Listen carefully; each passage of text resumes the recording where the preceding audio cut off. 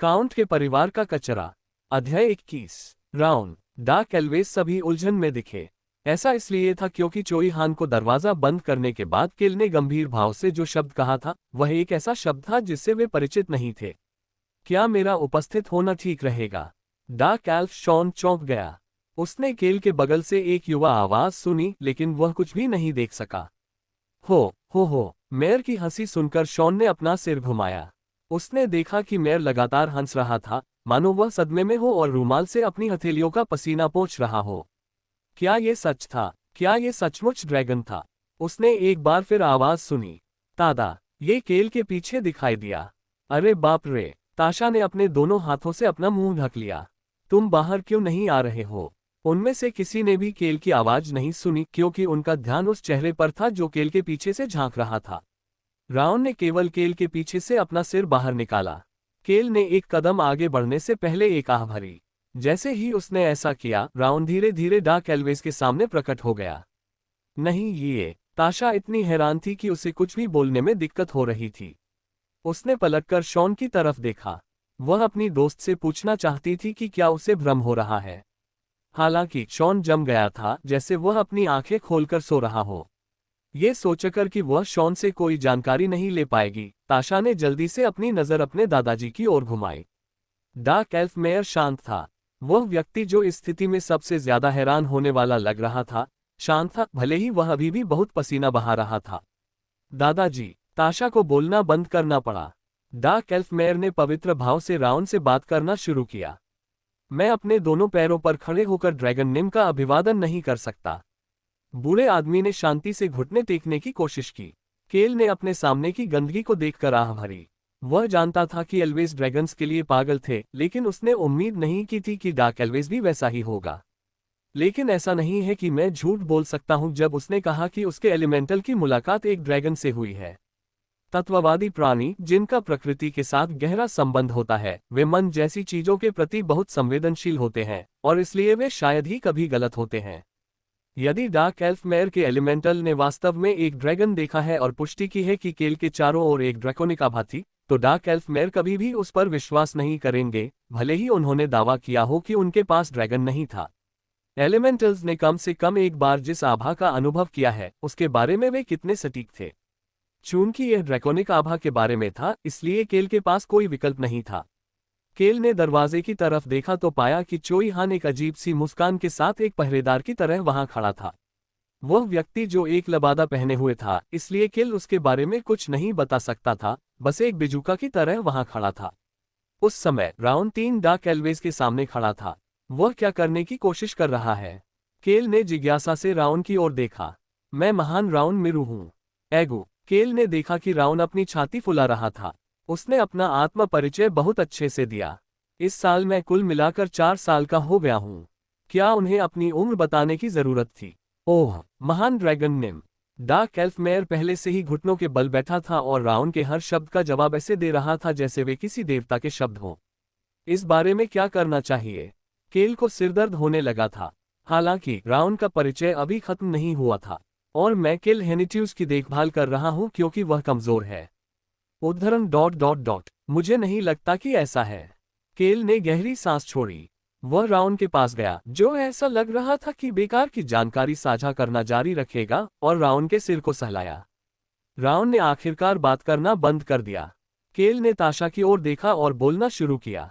ऐसा लगता है कि आपको मेयर निम को वापस खड़ा करने में मदद करनी होगी। आह!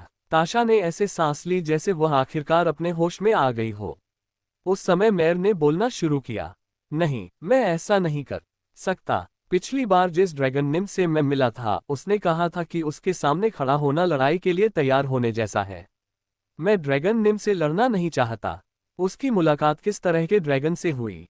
केल को आश्चर्य हुआ कि क्या मेयर को इस समय सम्मान की जगह वास्तव में भय महसूस हो रहा है। तुम खड़े हो सकते हो। मुझे ऐसी चीजें पसंद नहीं हैं। हालांकि राउंड की प्रतिक्रिया सुनकर मेयर तुरंत खड़े हो गए। केल ने दोनों हाथ उठाकर एक बार ताली बजाई। ताली। इस ताली की आवाज से सभी का ध्यान कैले की ओर चला गया और फिर कैले ने बोलना शुरू किया। पहले हम सब शांत हो जाएं।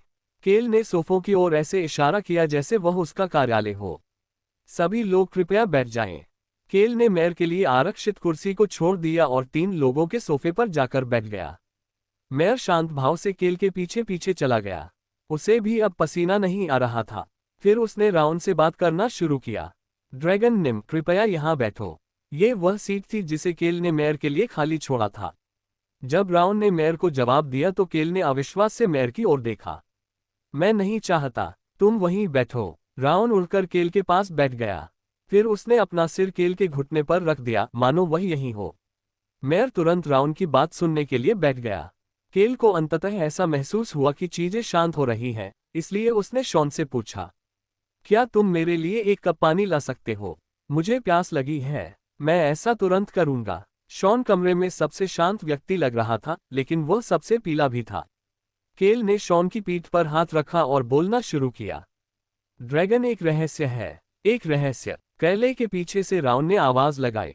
शॉन ने अपना सिर झुकाया और जवाब दिया, मैं एलिमेंटल्स के साथ अपने रिश्ते पर वादा करता हूं कि मैं इसे गुप्त रखूंगा। एक डार्क एल्फ द्वारा एलिमेंटल्स के साथ अपने रिश्ते पर वादा करना मृत्यु की शपथ लेने के समान था। एक एल्फ जो एलिमेंटल्स के साथ बातचीत नहीं कर सकता था, उसे अपने जीवन के बाकी समय निराशा में जीना होगा। राउन ने मेयर और ताशा की ओर देखा, जिन्होंने भी वही प्रतिज्ञा की।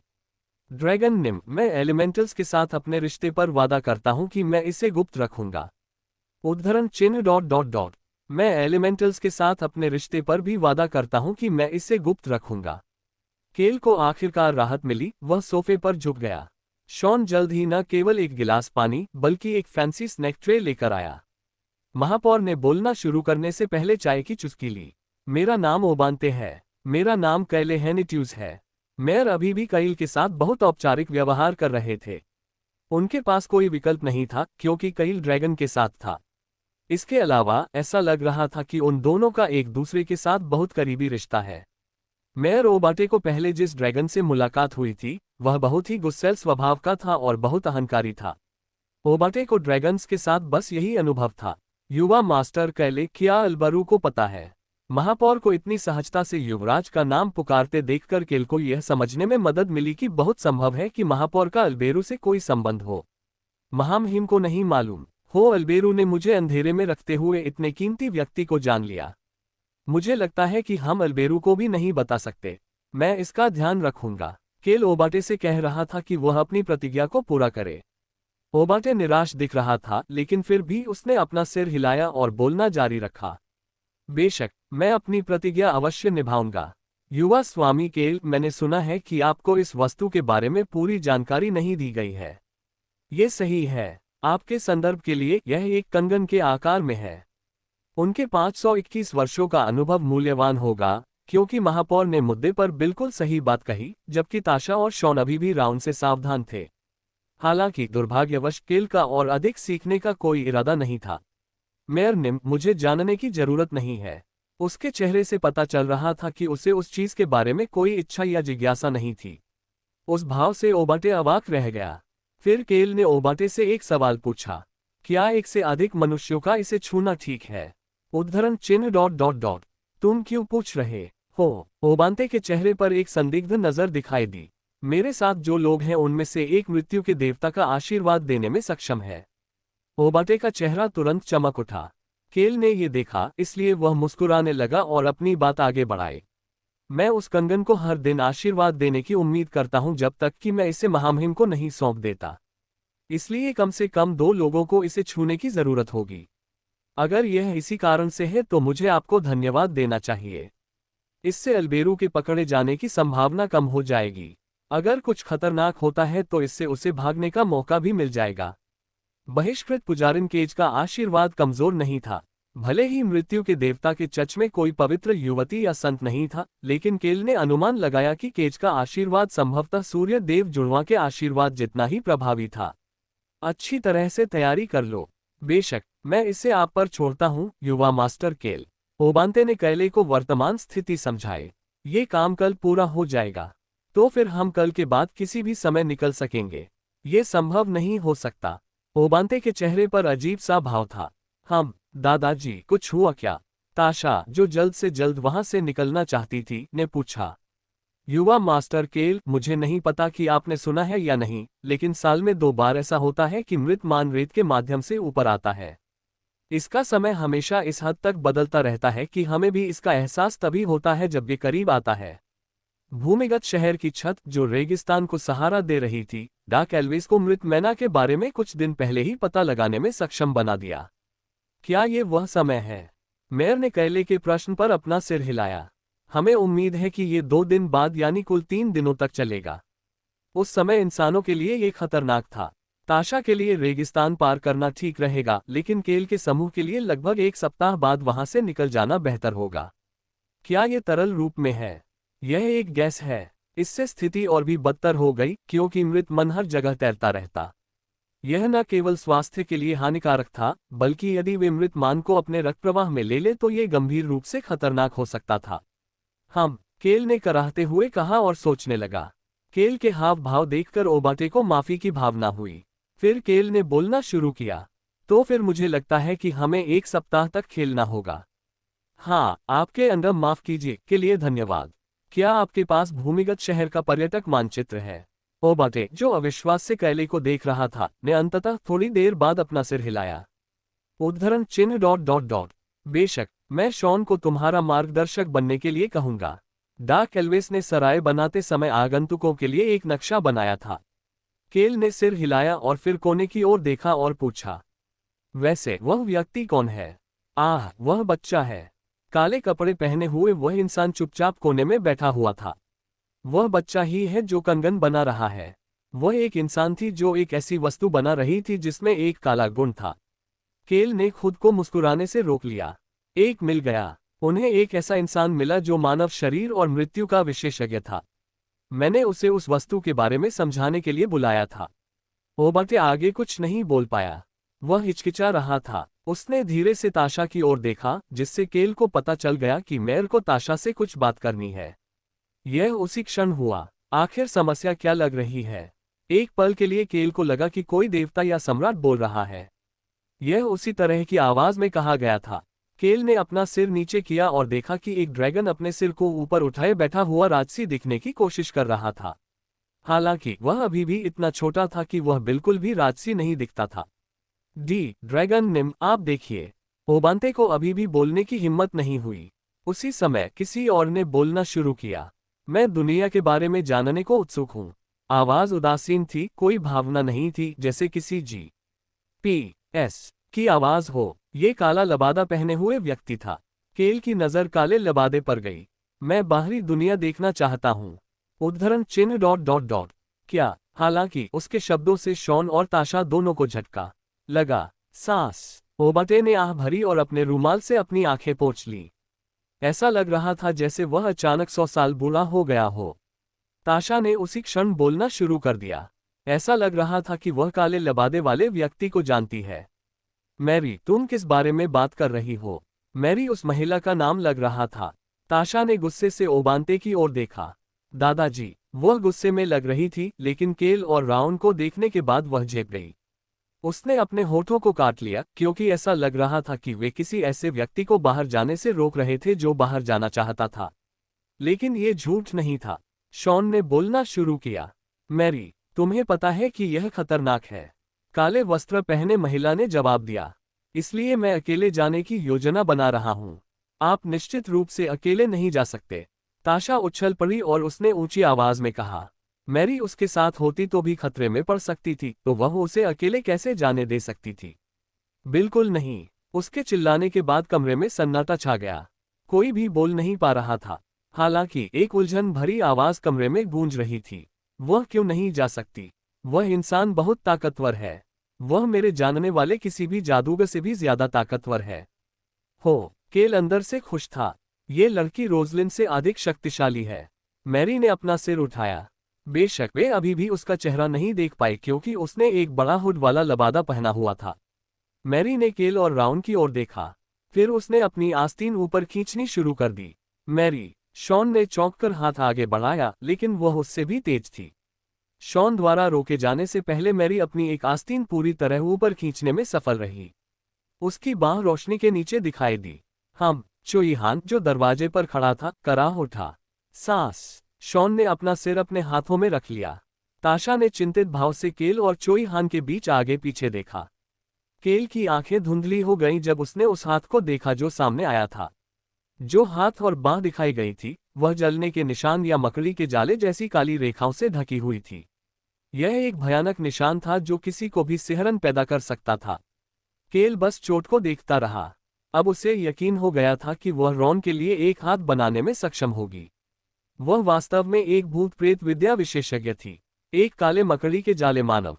ये वह शब्द था जिसे लोग अतीत में भूत प्रेतों के लिए प्रयोग करते थे। मैरी, तुम उन लोगों के सामने ऐसा नहीं कर सकती जिन्हें तुम नहीं जानती। आह! ताशा ने आह भरी और मैरी की बांह पकड़ ली। फिर उसने सावधानी से रोब को नीचे खींचा ताकि काली रेखाओं को फिर से ढक सके। उसी समय वह कईल और चोई हान के हाव भावों को देखती रही। ताशा ने मैरी का हाथ कसकर पकड़ रखा था। ये, आप देखिए। ताशा अपनी चिंता को छुपाने में असमर्थ थी। नहीं, वह राउन के प्रकट होने के बाद से सदमे की स्थिति में थी, लेकिन ये सदमे से ज्यादा निराशा थी। ताशा, केल ने ताशा की आंखों में देखा और उसे शांत किया। मैं किसी को बताने की योजना नहीं बना रहा हूं, इसलिए चिंता मत करो। हम सब पहले से ही एक ही नाव में हैं। ताशा ने अपना मुंह बंद कर लिया जो बिना आवाज किए बार बार खुल और बंद हो रहा था। उसे याद आया कि अल्बेरू ने केल के बारे में क्या कहा था। आंटी, वह भले ही बदतमीज हो लेकिन वह अपनी बात रखता है। मैं उस पर भरोसा नहीं कर सकती, लेकिन कम से कम मैं उस कमीने पर तो भरोसा कर सकती हूँ। अंत में इसका मतलब यह था कि अल्बेरू को केल पर भरोसा था, भले ही वह सीधे तौर पर ऐसा न कहे। ताशा जितनी देर तक केल के साथ बातचीत करती रही, वह अल्बेरू से सहमत होने लगी। उसी क्षण मैरी ने बोलना शुरू किया। मैं ड्रैगन निम के बारे में भी बात नहीं करूंगा। चूंकि मैं एलिमेंटल्स की प्रतिज्ञा नहीं कर सकता, इसलिए मैं इसके बजाय अपने जीवन की प्रतिज्ञा करूंगा। केल के चेहरे पर हल्की सी मुस्कान थी जो जल्दी ही गायब हो गई। उसे राउन के रहस्य के बारे में चिंता करने की जरूरत नहीं थी क्योंकि उसने अपनी जान जोखिम में डाल दी थी। तभी ताशा ने अपने दादाजी को बोलना शुरू करते हुए सुना। युवा मास्टर केल, क्या आप नेक्रोमैंसरों के बारे में जानते हैं? मैं भी उतना ही जानता हूं जितना कोई अन्य व्यक्ति जानता है। खैर, उपन्यास में जो कुछ उसने पढ़ा था, उसके आधार पर वह औसत व्यक्ति से अधिक जानता था। नेक्रोमैंसर उन लोगों को कहा जाता था जो मृत प्राणियों को नियंत्रित करने के लिए मृत मान का उपयोग करते थे। उनके शरीर पर ऐसे निशान भी होते थे जिन्हें जादू से भी छिपाना असंभव था। मैरी की बाह की तरह, जैसा कि उन्होंने अभी देखा, उनका पूरा शरीर काली नसों से ढका हुआ है जो मकड़ी के जाले की तरह दिखती हैं। काले मकड़ी के जाले वाला मानव, यह मृत मान का उपयोग करने का साइड इफेक्ट था जिसे जीवित प्राणियों को उपयोग करने में सक्षम नहीं होना चाहिए। यह एक और कारण हो सकता है कि नेक्रोमैंसरों का शिकार किया गया। इसके अलावा वे लड़ाई के लिए लाशों का उपयोग करते थे। उन्हें बेकार समझा गया, लेकिन दुनिया में कोई भी व्यवसाय बेकार नहीं है। हर चीज का एक समय और स्थान होता है जहां वह उपयोगी होती है। मेरा नाम मैरी है। मैरी ने फिर बोलना शुरू किया। इस साल मैं 25 साल का हूं। उसने राउन की शैली का अनुसरण करते हुए अपना परिचय दिया। केल चुपचाप सुनता रहा जबकि राउन उत्सुकता से काले लबादे को देख रहा था। मैं पिछले 15 सालों से इस जीवन के शहर में रह रहा हूं। मुझे याद है कि जब मैं 10 साल का था तब मैं अपने परिवार के साथ रेगिस्तान में भाग गया था। जैसा कि अपेक्षित था, भूत प्रेत का जादूगर मैरी उन लोगों में से एक था जो गांव से भाग गए थे। यही एकमात्र चीज है जो मुझे याद है। केल को तुरंत समझ में नहीं आया कि उसका क्या मतलब था। हमने मैरी को 15 साल पहले उस दिन पाया था जिस दिन मृत मान सतह पर आया था। केल ने अपना सिर घुमाया और देखा कि शॉन कठोर भाव के साथ बोलना जारी रखे हुए है। मैं ही वह व्यक्ति था जिसने उसे पाया था। शॉन को 15 साल पहले की घटना याद आई। जैसा कि हमने पहले बताया, मृत मान साल में 2 बार मौत की भूमि में ऊपर आता है। हम हर रात सतह पर जाते हैं जब हमें पता चलता है कि समय निकट है ताकि रेगिस्तान में भाग रहे किसी भी इंसान को जल्दी से नीचे लाया जा सके। चूंकि उनमें से ज्यादातर कुपोषित हैं, इसलिए मृत मान की थोड़ी सी मात्रा भी गंभीर हो सकती है। लेकिन हम सभी को नहीं पा सकते। ताशा ने आगे बताते हुए कहा कि वह भौहें सिकोड़ने लगी। ताशा वहीं थी जब शॉन ने मैरी को पाया। 15 साल पहले मृत्यु की भूमि पर सबसे ज्यादा मात्रा में मृत मान आया था। ये पिछले कुछ 100 सालों में हमने देखा सबसे ज्यादा था, जो कि सामान्य से लगभग 20 गुना ज्यादा था। केल कल्पना कर सकता था कि यह कैसा था, साथ ही यह भी कि मैरी कैसे एक भूत प्रेत का जादूगर बन गई थी। फिर उसने बोलना शुरू किया। यही वह जगह रही होगी जहां आपने मिस मैरी को पाया था। वह मृत्यु की भूमि में मृतमान की सामान्य मात्रा से 20 गुना अधिक मात्रा के साथ पाई गई, जबकि इसकी छोटी सी मात्रा भी मनुष्यों के लिए घातक होती। हाँ, जब तक हम उसे ढूंढ पाए तब तक उसने काफी मात्रा में मृतमान को सोख लिया था, लेकिन वह बचने में कामयाब रही। शॉन ने जवाब देने की कोशिश की, लेकिन किसी और ने पहले जवाब दे दिया। वह मैरी थी। हाँ, मैं बचने में कामयाब रही, हालांकि यह बहुत दर्दनाक था। केल को मैरी में कोई भावना महसूस नहीं हुई, हालांकि वह कह रही थी कि यह दर्दनाक था। ऐसा लगा जैसे मेरी सारी नसें फट रही हों। जीवित रहने के लिए मुझे अपने शरीर में हो रहे तीव्र दर्द से निपटने के साथ साथ मृतमान को नियंत्रित करना सीखना था। जब मुझे ब्लैक मैज या नेक्रोमेंसर बनने का विकल्प दिया गया तो मैंने नेक्रोमेंसर बनना चुना।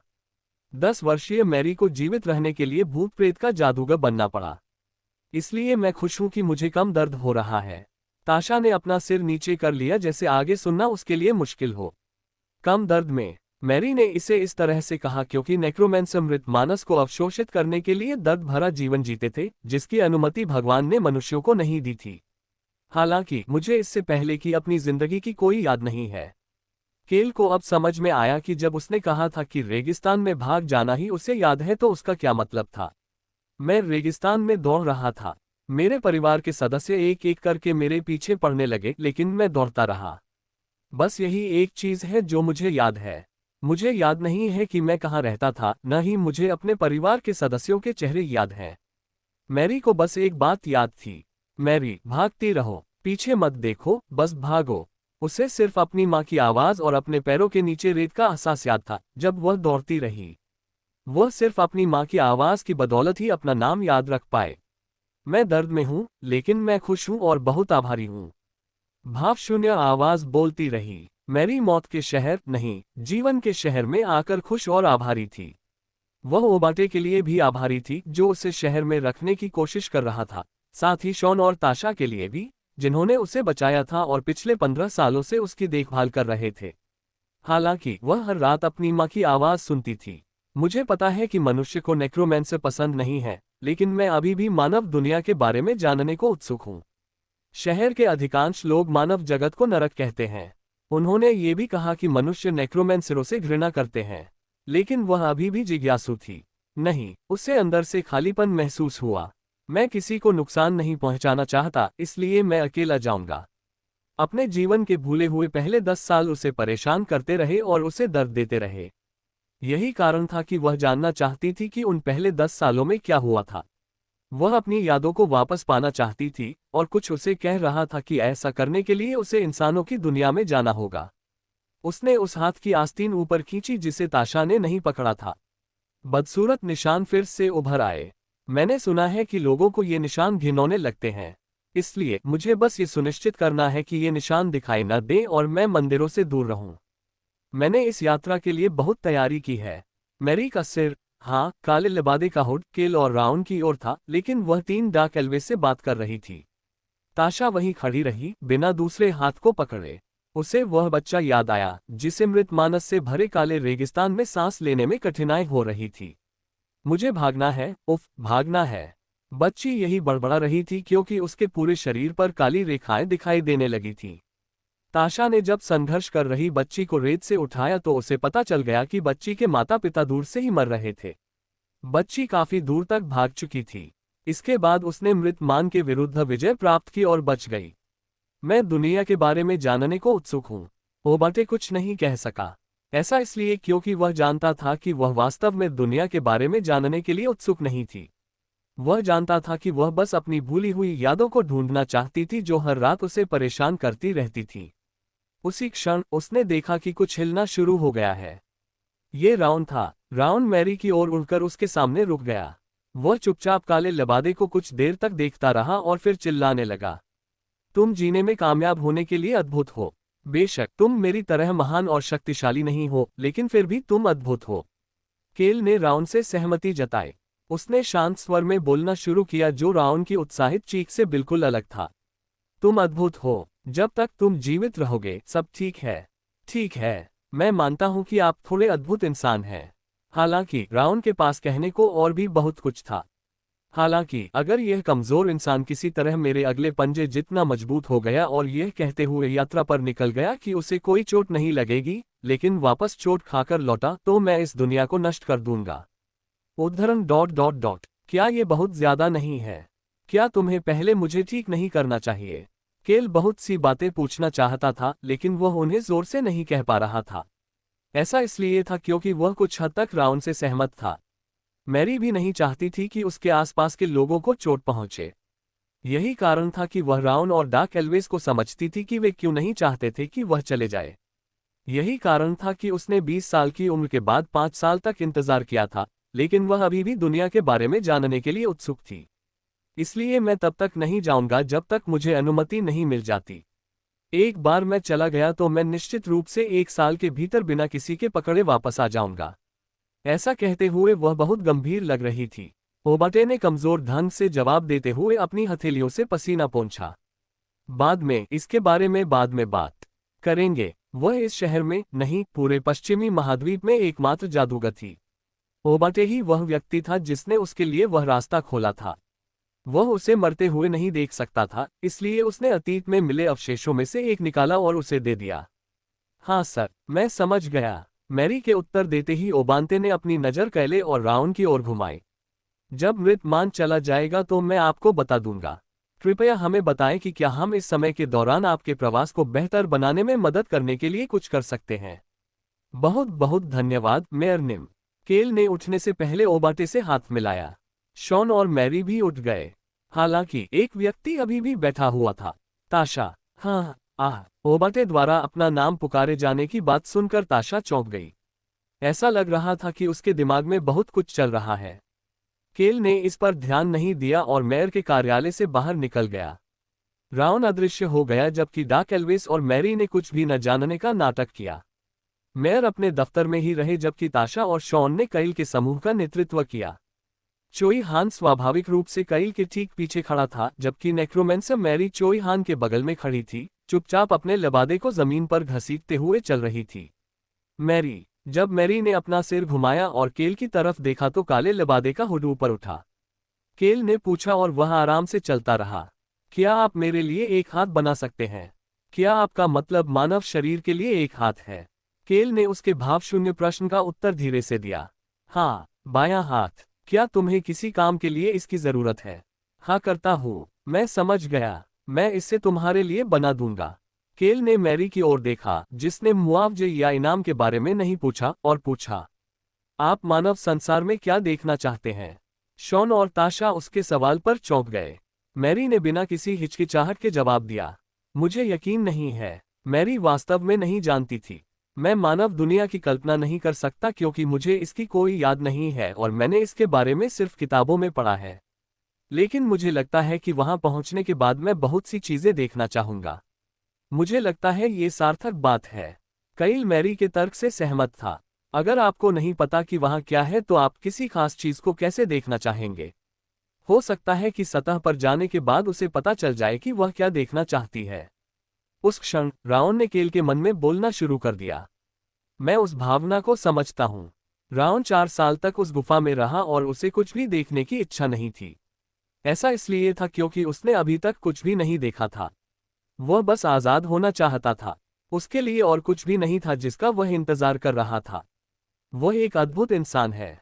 राउन पहले से ही जादूगर मैरी की प्रशंसा करता रहा। वह एक अच्छी इंसान लगती है। राउन ने केल से अपील की कि वह चाहता है कि वह उनके साथ चले। वह चाहता था कि वह दुनिया देखे। बेशक वह तुम्हारी तरह अच्छी नहीं है, कमजोर इंसान, लेकिन वह हमारी तरह है। वह एक अच्छी इंसान है और इतने दर्द के बावजूद जीने में कामयाब रही है। वह एक अद्भुत इंसान है। केल ने हमेशा की तरह राउन की बात न सुनने का नाटक किया। 2 दिन बाद केल सराय के रेस्तरां में सोफे पर लेटा हुआ छत की ओर देख रहा था। यह कोई मजाक नहीं है। बहुत सुंदर। एक जोरदार आवाज आई जो भूकंप जैसी थी। हालांकि ये बहुत ज्यादा तेज नहीं थी। युवा मास्टर निम, ऐसा लग रहा है कि मृत मान उठने वाला है। ऐसा ही लगता है। केल ने रॉन द्वारा दिए गए नींबू पानी का एक घूंट लिया। इस भूमिगत शहर में नींबू भी थे। यहाँ हर तरह के फल मिलते थे।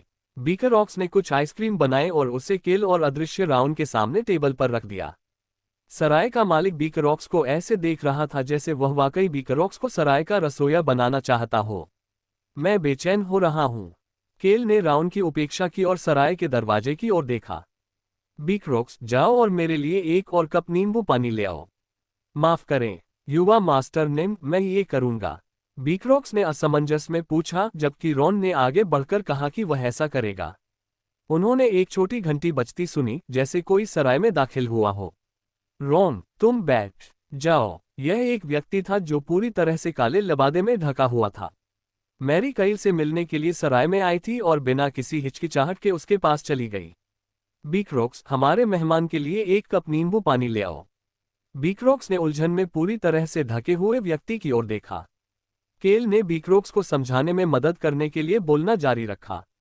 यही वह व्यक्ति है जो तुम्हारे पिता के लिए नया हाथ बनाएगा। बीकरॉक्स का चेहरा सख्त हो गया। यहां तक कि रॉन, जो हमेशा की तरह सौम्य मुस्कान के साथ मुस्कुराता था, भी अपने हाव भाव बदलने से खुद को नहीं रोक सका।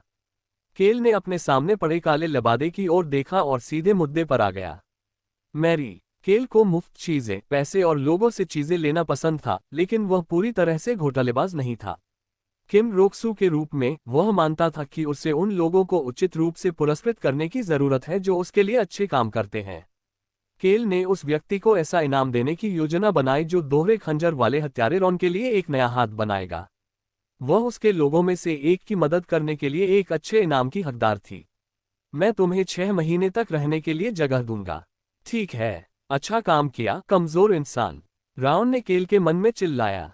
आपका क्या मतलब है? मैरी की रोबोट जैसी आवाज थोड़ी कांप रही थी। मैं कह रहा हूं कि मैं तुम्हें सर्दियों तक रहने के लिए जगह दूंगा। हालांकि जिस जगह तुम रहोगे वह कोई गांव या शहर नहीं है जहां लोग तुम्हारी मर्जी से रहते हों। सरायवाला धीरे धीरे दरवाजे की ओर बढ़ा और उसे बंद कर दिया। उसकी चिंतित निगाहें मैरी पर टिकी थीं। केल ने बोलना जारी रखने से पहले सराय मालिक की ओर देखा। हालांकि आप अपना समय वास्तविक आकाश और सतह की सुंदरता को देखने में बिता सकते हैं। यद्यपि यह अंधेरे के जंगल में था जो राक्षसों से भरा था, फिर भी इसमें प्रकृति की सुंदरता और सुंदर आकाश था जो आप इस भूमिगत शहर में नहीं देख सकते थे। उद्धरण चिन्ह ... मैं आप पर बोझ नहीं डालना चाहता। काफी देर की चुप्पी के बाद मैरी का यही जवाब था। बोझ शब्द सुनते ही केल के चेहरे पर मुस्कुराहट आ गई। आप शायद ऐसा इसलिए कह रहे हैं क्योंकि आप अभी भी मुझे अच्छी तरह से नहीं जानते हैं। केल बैठ गया और मैरी की ओर देखा तो उसने देखा कि उसने भी अपने लबादे के नीचे एक काला मुखौटा पहना हुआ था। वह उस लड़की से बात करता रहा जिससे उसने कभी आंख नहीं मिलाई थी। मैं कभी भी ऐसा कुछ नहीं करता जो मुझ पर बोझ बने। वह चर्चों को अपने खिलाफ करने जैसा पागलपन क्यों करेगा? वह उसे यह पेशकश इसलिए कर रहा था क्योंकि वह उसे ऐसी स्थिति दे सकता था जिससे वह चर्चों की गिरफ्त में आए बिना जमीन पर रह सके। इसके बाद अगले 6 महीनों के लिए मैरी ने कहा था कि वह 1 साल के लिए यात्रा करने जा रही थी। स्वाभाविक रूप से केल को याद आया कि उसने क्या कहा था। मैं तुम्हारी मदद करूंगा ताकि तुम कम से कम एक बार बिना मरे सूर्य देवता के चट से बच निकल सको। काला हुड हिल गया, मानो मैरी ने सदमे में अपना सिर नीचे झटका दिया हो। संभव है कि सराय वाले ने बातचीत में हस्तक्षेप किया। केल ने शॉन से सुना था कि यह बूढ़ा आदमी ही था जिसने ताशा के चले जाने के बाद मैरी के साथ अपने परिवार जैसा व्यवहार किया था। क्या यह सचमुच संभव है? केल ने कांपती आवाज में पूछ रहे बूढ़े आदमी की ओर देखा और जवाब दिया। एक ड्रैगन का मरा हुआ मन। मैं तुम्हें वह दूंगा। हालांकि उनके शब्द मैरी पर लक्षित थे। यदि उसकी ताकत रोजलिन के स्तर पर थी और उसे सूर्य देवता के चच के पुजारियों से बचना था, तो उसे बस उसे और अधिक शक्तिशाली बनाना था। यह उचित ही था कि वह उस व्यक्ति के लिए इतना कुछ करे जो रॉन के लिए एक नया हाथ बना सके। युवा मास्टर निम। रॉन, जो इस समय चुपचाप सुन रहा था, बीच में बोल पड़ा। केल ने उसे रोकने के लिए अपना हाथ उठाया। बात करना बंद करें। लेकिन युवा मास्टर निम, एक ड्रैगन का मृत मान बहुत कीमती है। मैं ठीक हूं। बीकरॉक्स। केल ने रॉन से मुंह मोड़ लिया और बीकरॉक्स को आवाज लगाई, जो अभी भी शून्य में घूर रहा था। क्या मैंने तुमसे नहीं कहा था कि जाकर नींबू पानी ले आओ? जल्दी करो। जी श्रीमान। बीकरॉक्स अपने पिता की नजरों से बचते हुए रसोई की ओर भागा। केल ने मैरी को बैठने के लिए जगह दी। जहां चाहो बैठो। वह इतना निश्चिंत लग रहा था कि लोग शायद यही सोचेंगे कि वह इस जगह का मालिक है। सबसे पहले काले हुड के अंदर से एक आवाज बोलने लगी। मैं हाथ बनाने के बाद इसके बारे में सोचूंगा। फिर काला हुड दूसरी दिशा में मुड़ गया। मैरी अब रॉन को देख रही थी। रॉन वहीं खड़ा रहा और उस भयानक काले लबादे को अपनी ओर घूरने दिया। जीपीएस जैसी लेकिन भावनाहीन आवाज फिर से बोलने लगी। ऐसा लगता है कि आपकी मांसपेशियां बहुत अच्छी तरह से विकसित हैं। आपके दाहिने हाथ और आपके शरीर के बीच संतुलन के आधार पर मैं कहूंगा कि आप दोनों हाथों का उपयोग करने वाले व्यक्ति हैं। मुझे आपका हाथ बनाते समय विशेष ध्यान देने की आवश्यकता होगी। हमें शायद इसे सही तरीके से बनाने के लिए इसे कुछ बार लगाना और परीक्षण करना होगा। इसमें कितना समय लगेगा? उद्धरण चिन्ह ... शायद 1 या 2 महीने। केल ने इत्मीनान से नींबू पानी का घूंट लिया। वह समुद्र तट पर धूप सेंकने वाले बिस्तर पर लेटे हुए किसी व्यक्ति की तरह शांत लग रहा था। फिर उसने अपना निष्कर्ष जोर से कहा, फिर हम इसे आपके निवास स्थान पर सतह पर कर सकते हैं। रॉन वैसे भी वही काम करता है जहां आप रहेंगे। इस समय मेरा मन अस्तव्यस्त और जटिल है। भावशून्य आवाज बोलती रही। यह एक बहुत ही जटिल समस्या लगती है।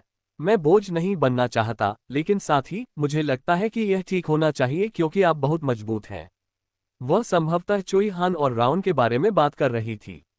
वह सही कह रही है। अच्छी लड़की समझदार है। जब तक मैं आसपास हूं, वह बोझ नहीं बनेगी। मुझे बस हमारे रास्ते में आने वाली हर चीज को नष्ट करना है। केल ने राउन को हमेशा की तरह बिना सुने ही बात करने दिया। ड्रैगन स्वाभाविक रूप से इतने डरावने होते हैं। उद्धरण चिन्ह ... मैं बाद में वापस आऊंगा। जरूर, लेकिन मैं कुछ दिनों में जा रहा हूं, इसलिए उससे पहले अपना बैग पैक करके वापस आ जाओ। केल खड़ा हुआ और दूसरी मंजिल की सीढ़ियों की ओर चला गया, क्योंकि उसके पास कहने के लिए कुछ नहीं बचा था। जाने से पहले थोड़ा नींबू पानी पी लो। तुम्हें हमारे शेफ की योग्यताएं पता होनी चाहिए, क्योंकि तुम सब एक दूसरे से अक्सर मिलोगे। मैरी ने इस पर कोई प्रतिक्रिया नहीं की और वह कईल को देखती रही। कईल ने उस पर ध्यान नहीं दिया और बस अपने बेडरूम की ओर चल दिया। रॉन उसके पीछे पीछे चला गया। युवा मास्टर निम। रॉन को इस तरह देखना दुर्लभ था, बिना उसकी सौम्य मुस्कान के। वह व्यक्ति कौन है और क्या हो रहा है? रॉन। केल उसके कमरे के सामने पहुंचा और दरवाजे की कुंडी घुमाई। केल दरवाजे से अंदर आया और बोलना शुरू कर दिया। इतना स्वीकार करना ठीक है। केल ने दरवाजा बंद करने से पहले रॉन की तरफ मुड़कर भी नहीं देखा। फिर वह उस आवाज को सुनकर चुपचाप हंस पड़ा जो आखिरकार लंबे समय के बाद दरवाजे के दूसरी तरफ से आई थी। युवा मास्टर निम, क्या मैं कुछ नाश्ता लाऊं? हाँ, जरूर, मेरे लिए भी कुछ पीने को लाओ। फिर केल ने कहा, नींबू पानी के अलावा कुछ भी। केल नींबू पानी से थक गया था। कैरो साम्राज्य के डुबोरी क्षेत्र में मृत्यु की भूमि के बगल वाले गांव में रेगिस्तान के द्वार की रखवाली करने वाला शूरवीराज बहुत खुश नहीं था। पागल कमीना मुझ पर इस तरह हुक्म चला रहा है क्योंकि वह मुझसे 3 साल ज्यादा समय से ही नाइट है। दूसरा शूरवीर अपनी वरिष्ठता का उपयोग करके इस शूरवीर को जल्दी गार्ड ड्यूटी पर लगा रहा था। सैनिक चुप रहे और क्रोधित शूरवीर से बचते रहे। अगर वे शूरवीर को बता देते तो शायद उनकी मौत हो जाती। वह सारा पैसा भी ले लेता है। गेट की रखवाली करते हुए लोगों से जो पैसे कमाए जाते थे, उन सब पर सीनियर नाइट का एकाधिकार था। वह कभी कभी उनके लिए शराब खरीदता था, लेकिन इस छोटे से गांव में शराब कितनी अच्छी होगी। उसने दूसरे दिन भी वे 2 सोने के सिक्के अपने लिए ले लिए। साले, एक दिन तुम बड़ी मुसीबत में पड़ जाओगे। नल, आओ। शूरवीर के सिर पर कुछ लगा था। शूरवीर अपने सिर के पिछले हिस्से को रगड़ते हुए चिल्लाने लगा, अरे यार, ये क्या बकवास है? किसने फेंका हो? जो वस्तु उसके सिर पर लगी और जमीन पर गिरी वह बहुत छोटी और गोल वस्तु थी। यह एक सोने का सिक्का था। आसमान से पैसे गिर रहे थे। शूरवीर ने जल्दी से उसे उठाया और चारों ओर देखा। आसमान की ओर देखने पर भी उसे कुछ नहीं दिखाई दिया। क्या? शूरवीर ने पहले सोने का सिक्का अपनी जेब में रखा और सैनिकों को घूर कर देखा। वह उनसे कह रहा था कि वे अपना मुंह बंद रखें। मुझे लगता है कि तुमने अंततः अपना वादा निभाया। केल उस गाड़ी पर चढ़ गया जिसे वे सराय मालिक के पास गांव में छोड़ आए थे और उसने ताशा के प्रश्न का उत्तर दिया। मैं बस इस बात से निराश हूं कि यह पिछली बार जैसा घोड़ा नहीं है। अगर मैं जीवित लौट आया तो मैं तुम्हें एक और सोने का सिक्का दूंगा। दुर्भाग्यवश वह शूरवीर जिससे केल ने ये कहा था, इस समय यहाँ नहीं था। पिछली बार भी मुझे दीवार फांद कर ही जाना चाहिए था। अगर आपने पिछली बार ऐसा किया होता तो शायद आप 2 किसानों को नहीं बचा पाते, है न, युवा मास्टर ने? केल ने ताशा की बात न सुनने का नाटक किया। वह इस बात से नाराज था कि ताशा उससे बात करने की कोशिश करती रही। हालांकि ताशा ने ठंडे केल को गर्मजोशी से देखा। यहाँ बहुत ठंड है। यह इस गाड़ी में सबसे आरामदायक था जो जादू से मजबूत थी। केल कुर्सी पर झुक गया और अपना सिर घुमाया। खिड़की के सामने एक काला धब्बा चिपका हुआ था जो बाहर की ओर देख रहा था। उसके ठीक बगल में एक उत्साहित ब्लैक ड्रैगन खड़ा था। क्या यह आश्चर्यजनक नहीं है? हाँ, राउंडनिम, ये बहुत आश्चर्यजनक है। क्या ये वही गांव है जहां मैं रहता था? ये तो मैं भी नहीं जानता। क्या ऐसा है? लेकिन मैंने ऐसा गांव कभी नहीं देखा। ये बहुत अद्भुत है। कठोर आवाज सुनकर राउंड ने अपनी छाती फुला ली। असली आकाश का कोई अंत नहीं लगता।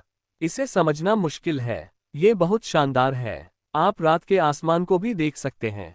ये और भी शानदार है। अगर आप इसे हमारे घर पर देखें तो ये सबसे शानदार है। मैं आपको अंधेरे के जंगल में भी ले चलूंगा। धन्यवाद, राउंडनिम। राउंड और मैरी को एक दूसरे से बातें करते देख केल ने अपना सिर दूसरी ओर घुमा लिया। उद्धरण चिन्ह ... आप मुझे इस तरह क्यों देख रहे हैं? ताशा प्रशंसा भरी नजरों से कईल की ओर देख रही थी। कईल ने बहुत ही अजीब नजरों से मुंह फेर लिया और दरवाजे से बाहर चिल्लाया, चल दर। गाड़ी चलने लगी। केल ने अपनी आस्तीन ऊपर खींची और अपनी कलाई केज की ओर तान दी। Miss cage. केज, जो चुपचाप उसके बगल में बैठी थी, ने सावधानीपूर्वक अपने दोनों हाथ आगे बढ़ाए और उन्हें धीरे से केल की कलाई पर रख दिया। फिर वह मित्रतापूर्ण स्वर में बोलने लगी, जो लोग तुम्हें नुकसान पहुंचाना चाहते हैं, उनके लिए मौत और निराशा लाने के लिए मौत की शक्ति लाओ।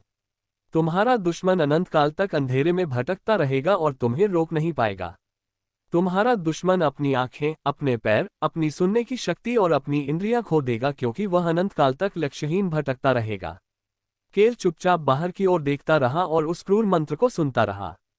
एक अजीब सी अनुभूति उसकी कलाई को घेरे हुए थी, खासतौर पर उसकी कलाई पर बंधे कंगन को। मैं समाप्त हो चुका हूं। केज, क्या मौत का आशीर्वाद हमेशा ऐसा ही होता है? केज ने उत्साहित स्वर में जवाब दिया, बेशक, यह मृत्यु के देवता का आशीर्वाद है। क्या आपने उम्मीद की थी कि यह सौम्य होगा? वह सही उत्तर था। केल को चिंता थी कि कुछ दिनों तक इस तरह आशीर्वाद देने के बाद कंगन शापित वस्तु बन सकता है। हालांकि इससे युवराज को और भी अधिक लाभ होगा, इसलिए उन्होंने केज को कंगन को आशीर्वाद देने की अनुमति दे दी। क्या इससे भी अधिक शक्तिशाली कोई आशीर्वाद है? मैं हर दिन आशीर्वाद की शक्ति बढ़ाने की योजना बना रहा हूं। अच्छा, ऐसा है। वह सचमुच एक पागल पुजारिन थी। केल को राहत मिली और वह खिड़की से बाहर देखता रहा जबकि गाड़ी राजधानी की ओर बढ़ती रही। क्या यह मेरा कमरा है? हाँ सर, आप आज रात यहाँ रुक सकते हैं, युवा मास्टर निम। केल ने ताशा की अति आभारी निगाहों से परहेज किया। पिछली बार की तरह केल का समूह राजधानी के निकट स्थित गांव में उसी सराय में ठहरा हुआ था। केल ने अपने कमरे का दरवाजा खोला। क्लिक करें और तब टकराना। उसने जोर से दरवाजा बंद कर दिया। केल ने ताशा की ओर देखा जो मुस्कुरा रही थी। केल ने फिर से दरवाजा खोलने से पहले एक गहरी सांस छोड़ी। वह धीरे धीरे अपने पैरों को घसीटता हुआ कमरे में दाखिल हुआ। ताशा ने जल्दी से उसके पीछे का दरवाजा बंद कर दिया। उसी समय एक जानी पहचानी आवाज ने बोलना शुरू किया, ये तुम्हारा कमरा नहीं है। बिल्कुल नहीं, महाराज। युवराज अल्बेरू क्रॉसमैन केल की ओर देखकर मुस्कुरा रहे थे। उन्होंने केल के स्वागत के लिए एक भव्य दावत तैयार करवाई थी। मुझे नहीं पता था कि तुम मुझसे मिलने इतनी दूर तक आओगे। मैं थोड़ी जल्दी में हूँ। जल्दी करो। केल ने अल्बेरू की ओर देखा जिसने सहजता से अपनी बात आगे बढ़ा दी। टूका विपर किंगडम का सेनापति बन गया। पिछले कुछ महीनों से शांत रहने के बाद टूका का समूह आगे बढ़ना शुरू कर चुका था। टूका के सेनापति होने का मतलब था कि विपर किंगडम की राजसत्ता टूका के हाथों में आ गई थी। अल्बेरू को केल की उदासीन आवाज सुनाई दे रही थी, उन्हें नरक का एक तरफा टिकट मिल गया है।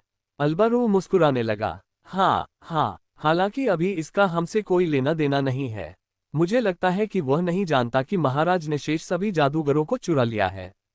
बिल्कुल नहीं। विपर किंगडम को कैसे पता चल सकता है जब हमारे अपने लोगों को भी इसके बारे में ज्यादा जानकारी नहीं है। काले और अल्बेरू ने आंख से संपर्क किया। चिपकना। कंगन कैले के हाथ से गिरकर अल्बेरू की हथेली में आ गिरा। सिज्जल। ऐसा लग रहा था जैसे पानी आग पर गिर रहा हो और काले धुएं ने अल्बेरू के शरीर को घेर लिया हो। क्लिक करें। अल्बेरू ने कंगन अपनी कलाई पर पहना। महाराज, आपका ये रूप भी बहुत अद्भुत है। क्वार्टर डार्क एल्फ अल्बेरू का असली रूप केल के सामने प्रकट हुआ। सुनहरे बाल और नीली आंखें गायब हो गईं और उनकी जगह भूरे बाल और भूरी आंखें आ गईं। अल्बेरो की त्वचा भी निश्चित रूप से ज्यादातर लोगों की तुलना में ज्यादा काली थी। भले ही वह सिर्फ एक चौथाई डार्क एल्फ था, लेकिन डार्क एल्फ की विशेषताएं बहुत स्पष्ट थीं। ऐसा संभवतः उस मृत मान के कारण हुआ है जिसे उसने अवशोषित कर लिया था। इसके कारण मानवीय पक्ष की अपेक्षा डार्क एल्फ के रूप में उनकी प्रकृति अधिक विकसित हुई। तुम इतना स्पष्ट सवाल क्यों पूछ रहे हो? जब तुम सुंदर होते हो तो सब कुछ अच्छा लगता है। ये वास्तव में सच था।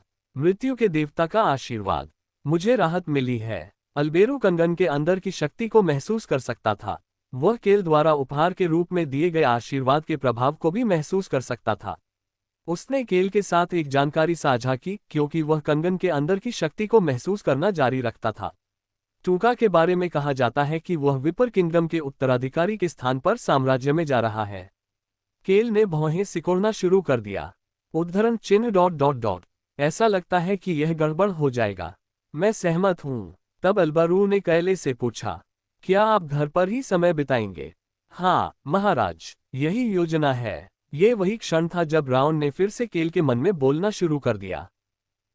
उस बेवकूफ टूनका के बारे में बात करके मुझे याद आ गया।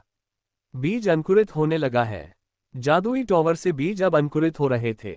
आप क्या कर रहे होंगे? मैं थोड़ा खेती करके आराम करने की योजना बना रहा हूँ। उसका नेटवर्क, बीज, पैसा, उसने इन सब को बढ़ाने की योजना बनाई।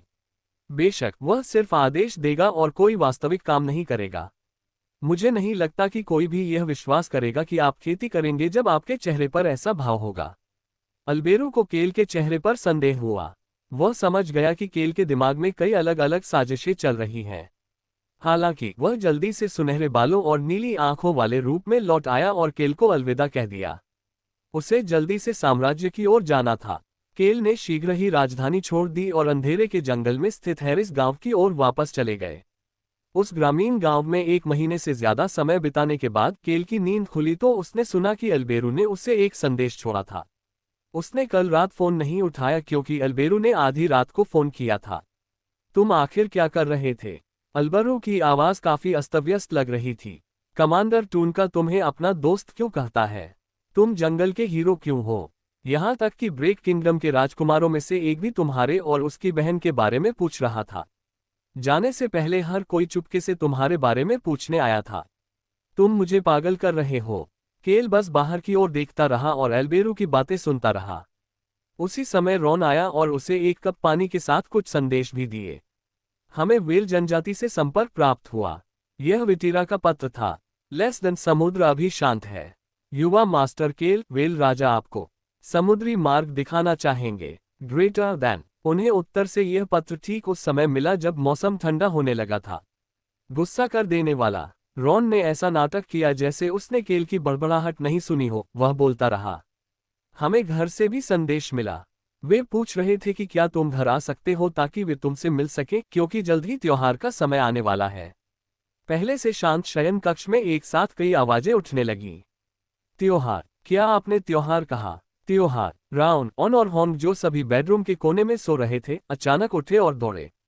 केल ने उन कुत्तों की तरह नजरअंदाज किया जो उसे कुत्ते की तरह देख रहे थे और बिस्तर पर वापस लेट गया। गुस्सा कर देने वाला। उस समय उसने अल्बरू की रिकॉर्डिंग का आखिरी हिस्सा सुना। अल्बरू ने आखिरी बात कहने से पहले एक आह भरी। हाँ, वैसे भी मैं ब्रेक किंगडम के राजकुमारों में से एक के साथ वापस आ रहा हूँ। ओह, और सूर्य देवता के चच का पोप मर चुका है। हम ब्रेक किंगडम के राजकुमार को कोई दिक्कत नहीं थी, क्योंकि उसे बस रोजलिन को बताना था। लेकिन बाद में अल्बेरू ने जो कहा उसने केल का ध्यान खींचा। अपराधी जुड़वां बहनें हैं जो चच की पवित्र युवती और संत थीं।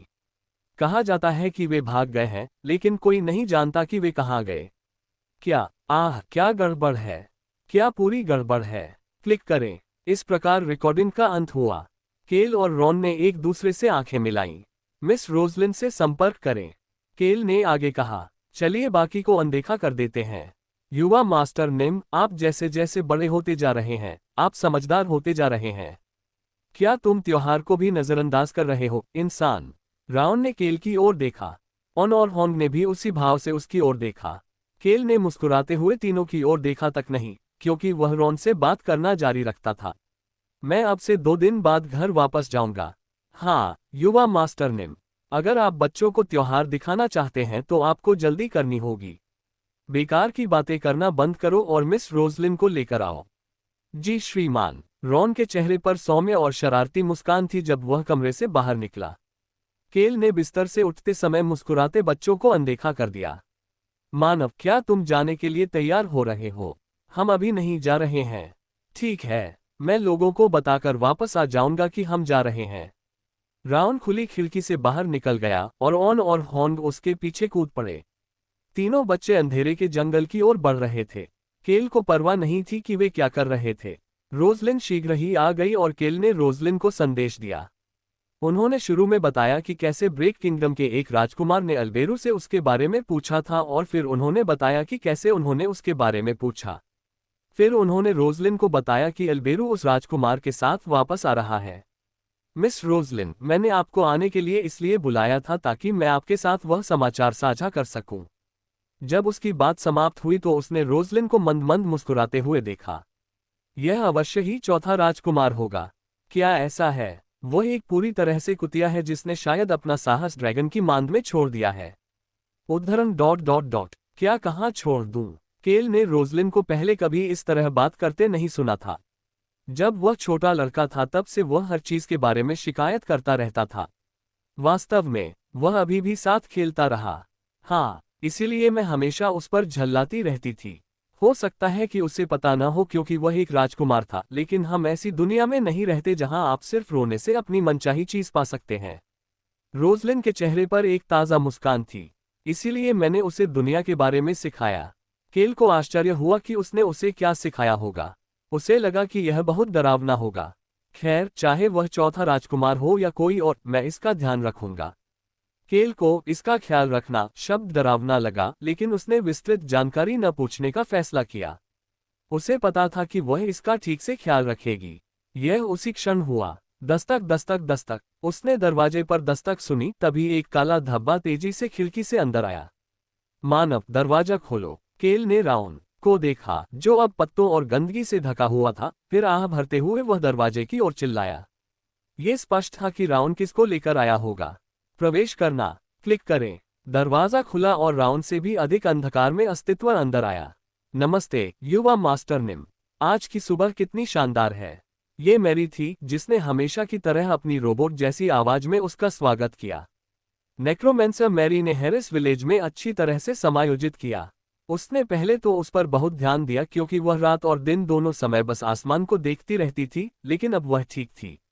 विशेष रूप से कहें तो वह ब्लैक ड्रैगन राउन के साथ अच्छा खेल रही थी।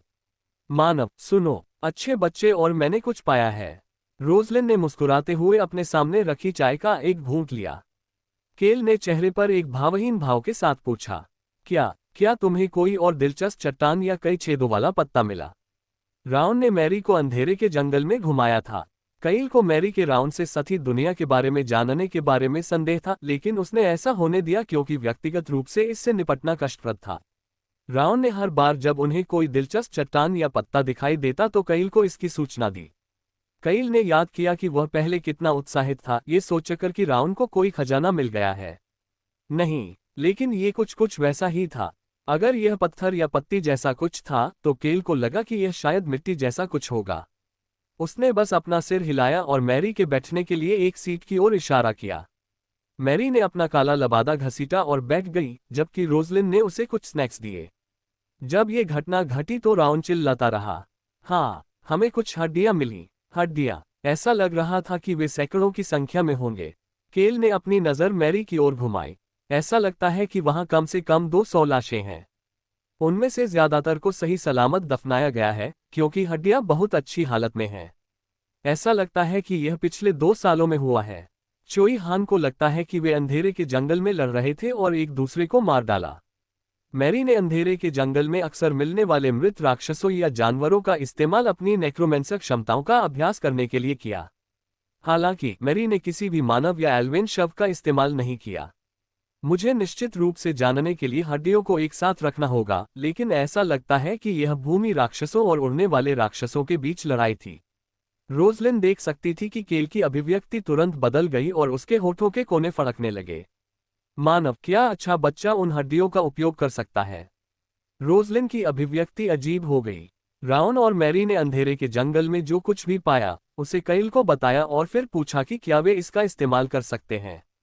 वह इसका साफ सफाई से इस्तेमाल करेगी। मैं वादा करता हूं कि मैं इसे नहीं तोड़ूंगा।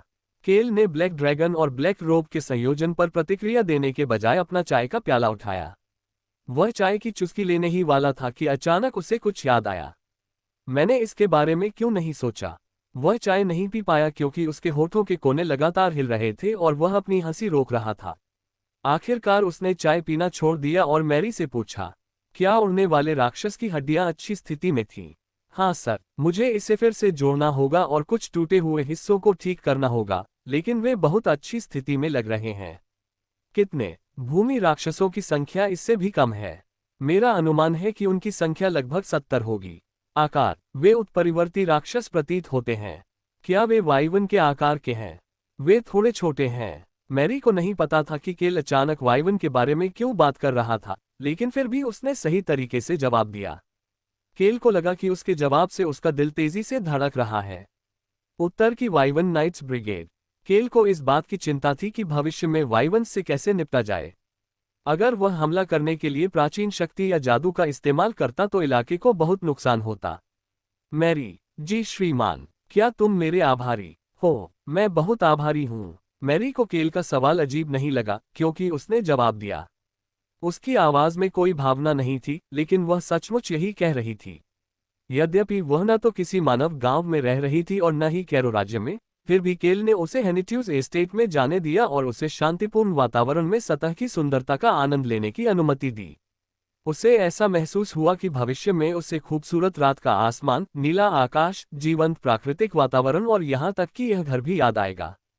अच्छा, तो मुझे यकीन है कि अगर मैं मुश्किल स्थिति में हूं तो आप भी मेरा एहसान चुकाना चाहेंगे। केल धीरे से मुस्कुरा रहा था। रोजलिन, जो ये सब देख रही थी, उसे केल की बातों से कुछ संदेह हुआ, लेकिन समस्या ये थी कि वह अकेली थी जो ऐसा महसूस कर रही थी। हाँ सर, मैं निश्चित रूप से एहसान वापस करना चाहता हूँ। केल के चेहरे पर एक उज्ज्वल मुस्कान थी। फिर भविष्य में जब मैं तुम्हें बुलाऊं तो एक बार हेनिट्यूज क्षेत्र में आना। बिल्कुल, मैं हर बार यहाँ वापस आना चाहता हूँ। केल के मन में अभी एक छवि बन रही थी। मैरी को जवाब देते हुए उसने उस छवि को बनाए रखा। राक्षस की हड्डियों के साथ जितना चाहो उतना अभ्यास करो। हालांकि तुम्हें पता है कि जाने से पहले तुम्हें उन्हें मुझे वापस करना होगा, है ना? बिल्कुल, मैं ये सुनिश्चित करूंगा कि वे साफ हों और जाने से पहले उन्हें तुम्हें लौटा दूंगा। मानव, मुझे पता था कि तुम उसे इसका इस्तेमाल करने दोगे। रोजलिन उससे ये कैसा सौदा है जैसे भाव से देख रही थी, लेकिन केल अभी भी मैरी को देख रहा था, जो राउन के साथ जाने वाली थी। क्या एक उड़ने वाला राक्षस शव उड़ सकता है? हाँ सर, हालांकि ये पहली बार है जब मैं उड़ने वाली राक्षस हड्डियों का उपयोग कर रहा हूँ, इसलिए मुझे बहुत अभ्यास की आवश्यकता होगी। यदि उत्तर के पास वाइवन नाइट्स ब्रिगेड होती, तो केल कल्पना कर रहा था कि भविष्य में वह कैसे प्रतिक्रिया देगा। एक उड़ता हुआ कंकाल ब्रिगेड, क्या नाम अच्छा नहीं है? केल को महसूस हो रहा था कि उसका दिल तेजी से धड़क रहा है। एक और बात थी जो उसे इतना उत्साहित कर रही थी। उसने अपनी उत्तेजना को दबाते हुए मैरी के लिए धीरे से कहा, मैरी, जब तुम्हें उड़ने वाले राक्षसों के साथ काम करने की आदत हो जाए तो मुझे बताना। हाँ सर, मैं अब चलता हूँ। हम जल्दी ही वापस आ जाएंगे, मानव। मैरी और राउन कमरे से बाहर चले गए। केल ने राउन को देखा जो खिड़की से अंधेरे के जंगल की ओर उड़ रहा था और सोचने लगा, एक ड्रैगन को वाइवन्स को नष्ट करना चाहिए, है ना? केल के पास वह वयस्क ड्रैगन शव था। उसके पास ड्रैगन हड्डियों का पूरा सेट था जो उसने अंधेरे के जंगल में पाया था। केल ड्रैगन बोन्स और उड़ने वाले राक्षस हड्डियों के बारे में सोचकर उत्साहित हो गया, जो भविष्य में अपनी भव्य उपस्थिति दर्ज कराएंगे। उसके बारे में सोचकर ही उसे खुशी महसूस हुई। मिस रोजलिन, उद्धरण चिन्ह ... हाँ, रोजलिन ने केल के शरारती हाव भाव का जवाब एक स्थिर चेहरे से दिया। वह सोच रही थी कि उसके सामने बैठा व्यक्ति वाकई एक अच्छा इंसान है, लेकिन उसे अक्सर ऐसे अजीब विचार आते रहते थे। ब्रेक किंगडम की सेना की ताकत कैसी है? माफ करें, मैं जो कुछ तुम्हें बताने जा रहा हूं वह अत्यंत गोपनीय है। रोजलिन देख सकती थी कि काइल के चेहरे से शरारती भाव धीरे धीरे गायब हो रहा था। अल्बेरो बिना किसी कारण के किसी विदेशी राज्य के राजकुमार के साथ यात्रा करने वाला व्यक्ति नहीं था, खासकर एक ऐसे व्यक्ति के रूप में जिसे क्वार्टर डार्क एल्फ के रूप में अपनी पहचान छिपानी थी, विदेशी राज्यों के महत्वपूर्ण लोगों के साथ यात्रा करने पर उसे अपनी सुरक्षा बनाए रखने की आवश्यकता होती। अलबरू इस समय जो कर रहा था वह संभवतः ये जांचना था कि ब्रेक साम्राज्य और राजकुमार सभ्य हैं या नहीं। आपको महत्वपूर्ण जानकारी साझा करने में सावधानी बरतने की जरूरत थी। वह अभी ब्रेक किंगडम के राजकुमार पर नजर रख रहा था कि क्या वह इतना सभ्य है कि अल्बेरू अपनी योजना शुरू कर सके। हालांकि अल्बेरू अपने फायदे के पीछे भागने वाला व्यक्ति था, फिर भी उसने राज्य को पहले रखा। तीनों उत्तरी देशों ने एक गठबंधन बनाया है। उद्धरण चिन्ह। क्या दूसरी ओर केल खुद को और अपने लोगों को सबसे पहले रखने वाला व्यक्ति था। वह उन्हें सुरक्षित और स्वस्थ रखने के लिए कुछ भी करने को तैयार था। और यह एक रहस्य है, इसके बारे में बहुत कम लोग जानते हैं। युवा मास्टर केल बस क्या क्लिक करें। केल ने अभी भी भरा हुआ चाय का कप वापस मेज पर रख दिया। लेकिन मिस रोजलिन, आप देखिए। रोजलिन देख सकती थी कि केल मुस्कुरा रहा था। केल लॉक की तरह रोजलिन को भी अपने लोगों का हिस्सा मानने पर विचार कर रहा था, लेकिन वह अभी भी अपनी पूर्व स्थिति को नहीं भूली थी। केल ये बात उसके लिए कह रही थी, जो शाही परिवार से भाग निकली थी, लेकिन फिर भी अपने छोटे भाई के बारे में बात करते हुए मुस्कुरा रही थी। केल रोजलिन से बात कर रहा था, जिसने भले ही राजकुमारी का अपना पद त्याग दिया था, लेकिन अभी भी ब्रेक साम्राज्य में उसका परिवार था। कौन कहता है कि केवल वे ही गठबंधन बना सकते हैं? रोजलिन की नज़र तुरंत बदल गई। उनका चाय का समय बिना किसी अन्य बातचीत के शीघ्र ही समाप्त हो गया। बाद में उस शाम, महाराज, चौथा राजकुमार यहाँ आ रहा है। अरे भूत, ऐसी कोई बात नहीं है जो तुम नहीं जानते। हाँ, ये चौथा राजकुमार है। महारानी। अल्बेरू, जिसका चेहरा वीडियो संचार डिवाइस पर दिखाई दिया, अच्छा नहीं लग रहा था। वह केल को ऐसे देख रहा था जैसे वह उसे समझने की कोशिश कर रहा हो। केल ने अल्बरू को यह नहीं बताया कि उसे उत्तरी गठबंधन के बारे में पता था। ये बताने का सही समय नहीं था। हालांकि अब ये सही समय था। तीनों उत्तरी राज्यों ने गठबंधन बना लिया है ना? अल्बेरू ने केल के सवाल का जवाब नहीं दिया और चुपचाप उसे देखता रहा। फिर कुछ देर बाद उसने एक हल्की मुस्कान बिखेरी। मुझे पता था कि तुम सिर्फ ये दिखावा कर रहे थे कि तुम्हें कुछ नहीं पता। इसीलिए तुमने मुझे विपर किंगडम और नौसेना बेस से उन जादूगरों को बचाने में मदद की। केल ने अल्बेरू के आरोपों पर कोई प्रतिक्रिया नहीं दी। अल्बेरू, जो ऐसा लग रहा था कि उसे प्रतिक्रिया की उम्मीद नहीं थी, ने तुरंत वापस पूछा। योजक चिन्ह। तो फिर आपको क्या लगता है हमें इस बारे में क्या करना चाहिए? मिस रोजलिन अपने छोटे भाई से मिलेंगी। योजक चिन्ह। मुझे लगता है कि वह भी यह जानकारी जानती है। वह मेरी दोस्त है। अल्बेरू ने बोलना जारी रखने से पहले केल के उत्तर का उपहास किया। योजक चिन्ह। आप जानते हैं कि इस रहस्य को बनाए रखना सबसे महत्वपूर्ण बात है ना? यही कारण है कि मैंने आपको अब तक ये बात नहीं बताई, महाराज। केल की धूर्त मुस्कान देखकर अल्बेरू को ऐसा महसूस हुआ कि केल की मुस्कान से बदतर अभिव्यक्ति दुनिया में कोई नहीं हो सकती, और उसने जल्दी से कॉल समाप्त कर दी। तो फिर अगली बार मिलते हैं। किसी भी समय, महाराज। वीडियो संचार समाप्त हो गया। हेनेट्यूज परिवार के सुनहरे कछुए के प्रतीक वाली एक गाड़ी हेनेट्यूज महल से होकर गुजरी और उसके पीछे स्थित एस्टेट की ओर चली गई। ऐसा लगता है जैसे कोई त्योहार आने वाला है। चोई हान के कथन पर केल ने सिर हिलाया और गाड़ी की खिड़की से बाहर देखने लगा। पूरा महल सजाने की प्रक्रिया में था और बहुत जीवंत था। यहाँ तक कि महल का प्रवेश द्वार, जो आमतौर पर शांत रहता था, वहां भी लोगों की लंबी कतार लगी हुई थी। मैंने महल के बाहर इतने सारे लोगों को कभी नहीं देखा। वह सही है, मैं भी नहीं। केल देख सकता था कि चोई हान भी राउन, ऑन और हॉर्न की तरह ही उत्साहित था। यह संभवतः चोई हान का भी पहला वास्तविक उत्सव था। यह मेरा भी पहला मौका है। मैं भी लाइन में खड़ा होना चाहता हूँ। हॉर्न की टिप्पणी सुनकर केल मुस्कुराया और खिड़की से बाहर देखते हुए हॉर्न के छोटे से सिर पर थपथपाया। हेनेट्यूज क्षेत्र के उत्सव में कई विशेष प्रतियोगिताएं आयोजित की गईं। इनमें खाना पकाने की प्रतियोगिता, कला प्रतियोगिता, मूर्तिकला प्रतियोगिता शामिल थी, और काउंटेस वायलिन की अगुवाई में इन प्रतियोगिताओं में स्वाभाविक रूप से भारी पुरस्कार राशि थी। कमजोर इंसान। लेकिन वे लोग इस तरह लाइन में क्यों खड़े हैं? ऐसा लगता है कि वे किसी प्रतियोगिता के लिए आवेदन करने या प्रारंभिक दौर में भाग लेने के लिए यहाँ आए हैं। चोई हान ने बोलना शुरू किया, मानो उसे अंततः समझ आ गया हो कि क्या हो रहा है। कोई आश्चर्य नहीं कि मैंने कुछ प्रतिभाशाली मार्शल कलाकारों को देखा। उद्धरण। हम वहाँ मार्शल आर्ट प्रतियोगिता भी होनी चाहिए। नहीं, वहाँ सिर्फ खाना पकाना, मूर्तिकला और कला जैसी चीजें होनी चाहिए। Martial art. हाँ, केल निम। केल को इस बात का बुरा एहसास था। चोई हान ने कैले के कठोर चेहरे को नहीं देखा क्योंकि वह महल के द्वार की ओर घूर रहा था और बोलना जारी रखा। मुझे नहीं पता कि वे किस प्रतियोगिता में भाग लेंगे, लेकिन वे दोनों बहुत मजबूत लग रहे हैं। मुझे विश्वास है कि वे फाइनल तक पहुंचेंगे। चोई हान की नज़र बहुत तेज थी।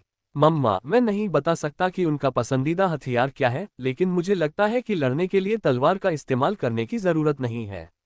उनके एक कंधे के आधार पर ऐसा लगता है कि उनका पसंदीदा हथियार धनुष हो सकता है।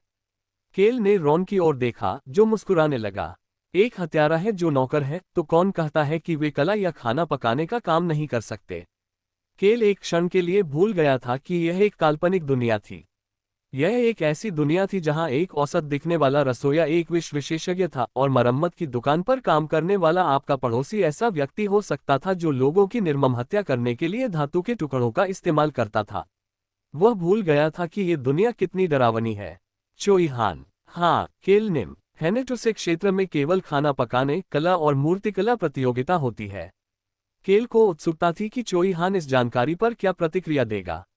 मैं समझ गया। तब तो वे शौक के तौर पर मार्शल आर्ट करते होंगे। चोई हान को इसे ऐसे टालते हुए देखकर जैसे कि यह कुछ भी नहीं था, केल को लगा कि यह बहुत ही एमसी जैसी प्रतिक्रिया थी। वे मनुष्य अभी भी मेरे अगले पंजे जितने मजबूत नहीं हैं। नूना, क्या हमें प्रतियोगिता जीतनी चाहिए? मैं प्रतिस्पर्धा करना चाहता हूँ। तुम्हें इनमें से कोई भी काम करना नहीं आता। अपने बगल में खड़े लोगों को देखकर केल के पास यह मानने के अलावा कोई विकल्प नहीं था कि यह दुनिया ऐसी ही बनी हुई है। गाड़ी जल्द ही महल से होते हुए एस्टेट में चली गई। केल ने रॉन से विस्तार से पूछा, प्रतियोगिता का कार्यक्रम क्या है? ये बेहतर होगा कि क्षेत्र में मजबूत विशेषज्ञ हों। रॉन ने उसे शेड्यूल थमा दिया। चोई हान से सवाल पूछने से पहले केल ने शेड्यूल देखा। तुम्हें उनके चेहरे याद हैं? हाँ, केल ने। एक मुचकिन की दुनिया वाकई अद्भुत थी। इतने सारे विशेषज्ञ क्यों होने चाहिए थे? उसके जैसे कमजोर व्यक्ति के लिए इस दुनिया में जीवित रहना मुश्किल था। केल ने अपनी नजरें रोजलिन पर घुमाई, जो गाड़ी के एक कोने में बैठी थी। जब से उसने उसे उत्तरी गठबंधन के बारे में बताया था, तब से उसने कुछ नहीं कहा था। उनकी चर्चा के बाद से ही वह गहरे विचारों में डूबी हुई लग रही थी। युवा स्वामी केल, क्या मैं अपने सबसे छोटे भाई यानी चौथे राजकुमार से मिलने के बाद उनसे मिलने का अनुरोध कर सकता हूँ? बेशक, मैं अपने भाई को गठबंधन के बारे में तुरंत नहीं बताऊंगा। रोजलिन ने कल उससे यही कहा था। केल ने उससे बस यही कहा था कि जो आसान हो वही करो। वह लड़के। गाड़ी रुकते ही केल को ड्राइवर की सीट से हिल्समैन की आवाज सुनाई दी। वे एस्टेट के गेट के बाहर रुके थे। केल ने गाड़ी का दरवाजा खोलते ही एक आह भरी और राउंड अदृश्य हो गया। आप कहाँ जा रहे हैं? होराबुनी, उसकी सबसे छोटी बहन लिली गेट के बाहर खड़ी थी। 7 साल की बच्ची ने अपना ज्यादातर समय बाहर ही बिताया था क्योंकि उसका रंग बहुत सांवला था। ऐसा लगता है कि आपने बहुत कठिन प्रशिक्षण लिया है। हाँ, मैं अपना सब कुछ दे रहा हूँ। लिली, जो आत्मविश्वास से जवाब दे रही थी कि वह कड़ी मेहनत कर रही है, काफी हद तक सुधर गई थी। चूंकि उसने इस तरह से वास्तव में टैन होने के लिए पर्याप्त प्रशिक्षण लिया था, इसलिए उसके कौशल में सुधार के अलावा कोई विकल्प नहीं था। केल ने लिली की कमर पर लकड़ी की तलवार को देखा, साथ ही उसकी पीठ पर लंबी लकड़ी की तलवार को भी देखा। लिली उसकी नजर देखकर चौंक गई, फिर जल्दी से बोलना शुरू कर दिया। मेरी पीठ पर जो तलवार है, वह मैंने इसलिए बनाई क्योंकि मैं एक लंबी लकड़ी की तलवार के बारे में जानने को उत्सुक था। वास्तव में, लेकिन तलवार पर कई खरोंचे हैं, जैसे तुमने उसे लकड़ी पर पटक दिया हो या कुछ और। हाँ, यही वह है, लिली ने बहुत सम्मानपूर्वक उत्तर दिया और केल की नजरों से बचती हुई बोली। फिर उसने जल्दी से अपनी बात आगे बढ़ाई। और मैंने आज के लिए अपनी नाइट ट्रेनिंग पूरी कर ली है, इसलिए मैं खेलने जा रहा हूँ। मुझे माँ की मंजूरी मिल गई है, इसलिए मैं 1 घंटे के लिए बाहर जा रहा हूँ। मैं सिर्फ उस गली में जा रहा हूँ जहाँ आसपास रेस्तरां है, इसलिए मैं सुरक्षित रहूंगा। 7 वर्षीय बच्ची ने कैले को विस्तार से स्थिति बताई। उसे शायद अपराधबोध हुआ होगा, भले ही कैले ने बस उसे देखा और कभी स्पष्टीकरण नहीं मांगा। ठीक है, मौज करो, मिलते हैं डिनर पर। हाँ हाँ सर। केल ने उसे जाने का इशारा किया और लिली ने 2-4 बार पीछे मुड़कर देखा और जल्दी से रेस्तरां की गली की ओर दौड़ने लगी। एस्टेट के कर्मचारी अक्सर गली में खाना खाते थे, इसलिए ये सस्ता और साफ सुथरा दोनों था। केल गाड़ी पर वापस चढ़ गया और सोचने लगा, कुछ संदिग्ध है। क्या वह एक अमीर परिवार की रूढ़िवादी सबसे छोटी बच्ची की तरह नहीं लग रही थी, जिसने जंगल में मास्टर के रूप में काम करने के लिए एक छिपे हुए विशेषज्ञ को ढूंढ लिया था। केल ने रॉन से आंख मिलाई, जिसके बाएं हाथ को पूरा होने में अभी भी लगभग 2 सप्ताह का समय लगना था। इसमें देखें। हाँ, युवा मास्टर निम। उसे रॉन को समझाने की जरूरत नहीं थी। वह धूर्त बूढ़ा आदमी जो इस दुनिया में उससे ज्यादा समय से रह रहा था, उसे भी काइल की तरह ही संदेह था। काउंटेस वायलिन ने शायद लिली के बारे में पहले ही पता लगा लिया था, लेकिन उसके लिए खुद ही जांच करना बेहतर था। कैले ने शेड्यूल हाथ में लेकर एस्टेट में लौटने से पहले कुकिंग प्रतियोगिता के विवरण की पुष्टि की। दरवाजे पर एक अप्रत्याशित व्यक्ति ने उनका स्वागत किया। बेसन, क्यूंग निम, मम्मा, क्या आप मेरा इंतजार कर रहे थे? बेसन ने काइल के सवाल का जवाब नहीं दिया, बल्कि उसने अपने हाथ में रखी फाइल खोली और बोलना शुरू कर दिया। काइल दरवाजे से अंदर भी नहीं जा सका क्योंकि वह वहीं खड़ा होकर देख रहा था कि बेसन क्या कर रहा है। क्यूंग निम, मैंने सुना है कि तुम त्योहार के दौरान घर पर ही रहोगी। ये सही है। क्या आपके लिए प्रतियोगिताओं के लिए पुरस्कार प्रदान करना संभव होगा? केल मुस्कुराने लगा। बेसन के हाथ में फाइल थी, क्षेत्र के प्रशासनिक कार्य। बेसन अब ऐसे कार्यों को संभालने के स्तर पर था। केल ने अभी तक क्षेत्र के लिए उचित प्रशासनिक फाइल को छुआ तक नहीं था। यह एक अच्छा संकेत था। हालांकि उसके मन में तुरंत एक सवाल आया। पिताजी के बारे में क्या? पिताजी उद्घाटन भाषण देंगे, लेकिन उन्होंने कहा कि वे सभी छोटी प्रतियोगिताओं से निपटने में बहुत व्यस्त हैं। पिता ने कहा कि मेरे, क्यूंग निम या लिली के लिए ये करना बहुत अच्छा होगा। और माँ, वह कमिश्नर हैं, इसलिए वह कमिश्नर का पुरस्कार देंगी, लेकिन आप विजेताओं को पुरस्कार प्रदान करेंगे। आप ऐसा क्यों नहीं करते? केल को ऐसा करने का मन नहीं था। इसके अलावा बेसन को ऐसा करने की जरूरत थी ताकि लोग बेसन को बेहतर तरीके से याद रख सकें। मैं वर्तमान में क्षेत्र के काम में व्यस्त हूँ। मुझे पुरस्कार प्रदान करने के लिए प्रतियोगिता में उपस्थित होना है, लेकिन मेरे पास अभी समय नहीं है क्योंकि मैं वर्तमान में क्षेत्र के लिए प्रशासनिक कार्यों को संभालने के बारे में सीख रहा हूँ। केल मुस्कुराने लगा। अगर बेसन इलाके को चलाने के तरीके सीखने में व्यस्त था तो उसके लिए इस तरह पुरस्कार देना ठीक रहेगा। क्या लोग वाकई उसे ऐसे काम के लिए याद रखेंगे? बेसन को ठीक से सीखने की जरूरत थी ताकि वह भविष्य में सब कुछ संभाल सके। ठीक है, मैं ये करूंगा क्योंकि तुम व्यस्त हो। भविष्य में क्षेत्र के आधे प्रशासन के लिए जिम्मेदार होने के लिए तुम्हें कड़ी मेहनत करनी होगी। चूंकि लिली सैन्य पक्ष का नेतृत्व करने के लिए कड़ी मेहनत कर रही है। आप बहुत विश्वसनीय हैं। केल ने बेसन के कंधे पर थपथपाया और उसे प्रोत्साहित किया। बेसन ने भी ईमानदारी से जवाब दिया, मानो उसने किसी बात पर मन बना लिया हो। हाँ, क्यूंग निम, कृपया मुझ पर भरोसा करो और इसे मुझ पर छोड़ दो। बेशक, यह क्षेत्र तुम्हारे और लिली के लिए है। केल ने एक बार प्रसन्नतापूर्वक मुस्कुराकर अपना सिर हिलाया। अपने आप पर ज्यादा जोर मत डालो। मैं अभी अंदर जा रहा हूँ। वह बेसन के पास से गुजरा और अपने कक्ष में चला गया। उसकी चाल शांत और हल्की थी। बेसन ने अपने भाई की पीठ पर नजर रखी और फिर काइल के समूह का अभिवादन स्वीकार किया और महल की ओर बढ़ गया। चूंकि वह लिली की तरह मार्शल आर्ट में प्रतिभाशाली नहीं था, इसलिए बेसन ने प्रशासनिक विशेषज्ञ बनने के लिए प्रशासनिक कार्यों को यथासंभव सर्वोत्तम तरीके से सीखने का मन बना लिया था। 15 वर्षीय बेसन हेनिट्यूस के पास अब एक सपना था। उसका पूरा परिवार भी उसका उत्साहवर्धन कर रहा था। इस विचार से शांतचित्त बेसन के चेहरे पर मुस्कुराहट आ गई। यह एक ऐसा सपना था जिसके कारण शायद केल बेहोश हो जाता यदि उसे पता चल जाता कि बेसन के दिमाग में क्या चल रहा था।